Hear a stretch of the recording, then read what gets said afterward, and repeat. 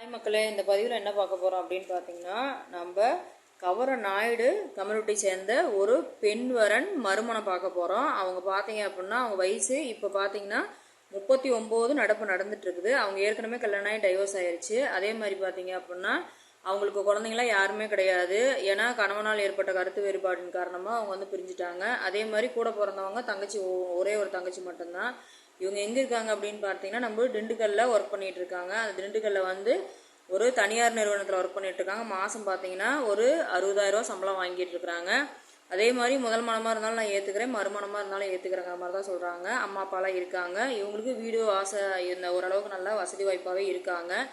அதே மாதிரி பார்த்தீங்கன்னா இவங்க ராசி அப்படின்னு பார்த்தீங்கன்னா அவிட்டம், நட்சத்திரம் பார்த்தீங்கன்னா கும்பம். அவங்க பார்த்தீங்கன்னா ஜாதி தடையில்னு தான் சொல்லியிருக்காங்க. எந்த கம்யூனிட்டியாக இருந்தாலும் ஓகே அப்படிங்கிற மாதிரி சொல்லியிருக்காங்க. அதே மாதிரி ஓரளவுக்கு நல்லா ஒர்க் பண்ணிட்டு இருக்கிறவங்களா இருக்கணும், ஓரளவுக்கு வசதியாக இருக்கணும் அப்படிங்கிற மாதிரி தான் அவங்க எதிர்பார்க்குறாங்க. ஃபேமிலி மெயினாக வந்து அருமையான ஃபேமிலியாக இருக்கணும்னு சொல்லி எதிர்பார்க்குறாங்க. இப்போ நான் எப்படி குழந்தைங்க இல்லாமல் இருக்கிறனோ அதே மாதிரி அவரும் இருந்தால் ஓகே அப்படிங்கிற மாதிரி எதிர்பார்க்குறாங்க.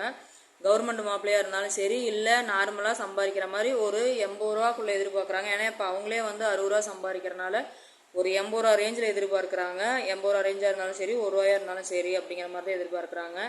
நம்ம சேனலை ஃபாலோ பண்ணுறவங்க யாராக இருந்தாலும் இந்த வரன் வேணும் அப்படின்னா மேலும் வரங்களை தெரிஞ்சுக்கலாம். சேனலோட நம்பரை கான்டாக்ட் பண்ணுங்கள். இந்த வாய்ப்பு கொடுத்த மக்களுக்கு நன்றி, வணக்கம்.